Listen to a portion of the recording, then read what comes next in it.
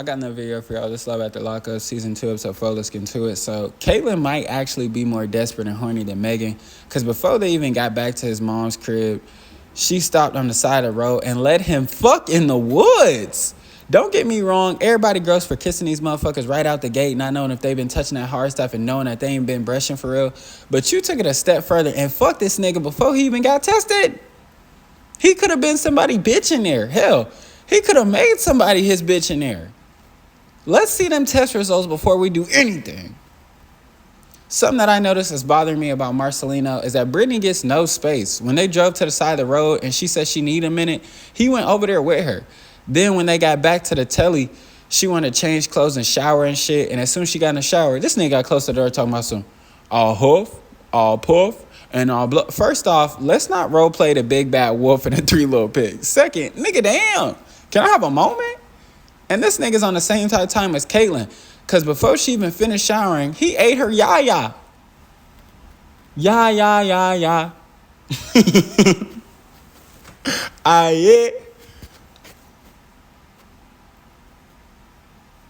Like, he ate her yoni-verse. Like, geez, y'all cannot be this damn horny.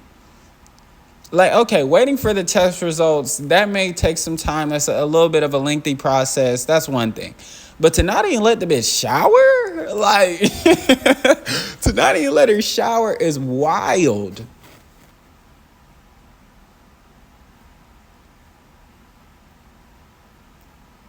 The water just got hot. It didn't even touch a part of her skin yet.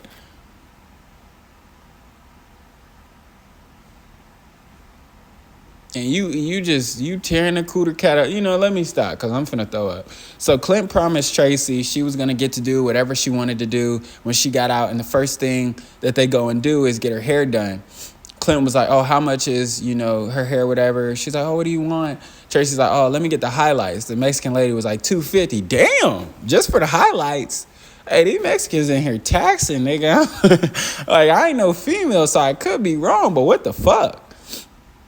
So Clint on the type time of whatever for my queen. Like, nigga, they just finna take advantage of you because they know you gonna pay whatever. And of course, when he looks at the price, they was like, oh, we forgot to add the haircut and the blow dry, and that's gonna be another $85. Like, oh, hell nah, bruh. Now y'all in this motherfucker bullshit. Y'all on one now. Because I let y'all slide with that little highlight or whatever. I was gracious. I was a little suspect, but I was gracious.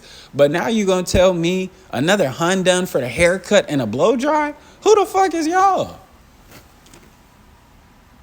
So while she's getting her hair done, she says she got a list for Clint to complete. And the first things off that list is a toothbrush, deo, and some other shit. I think body wash. And I'm like, we won't even take the angle of I'm right and y'all should be, a little bit more careful eating these motherfuckers' faces and fucking them without having some sort of cleanliness.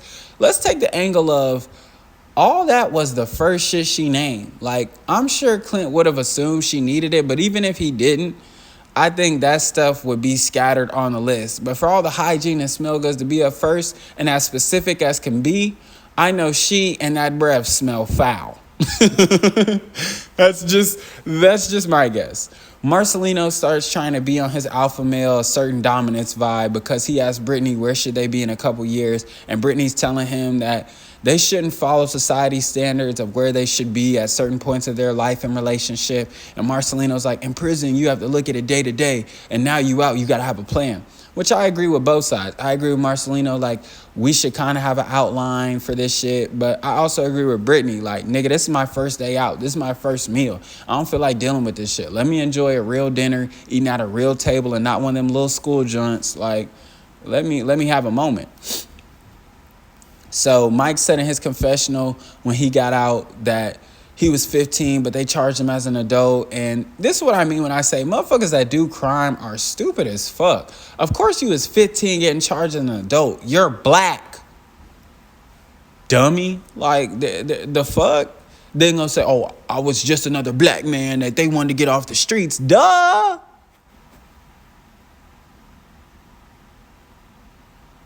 Like, y'all make me so, I'd be upset watching this shit. Dumbass nigga couldn't even say statistic. Talking about statistic. Just another statistic on the milk box. Nigga, shut up. Anyway, yeah. That's the end of this one. Definitely don't like scratchers, catch it for no.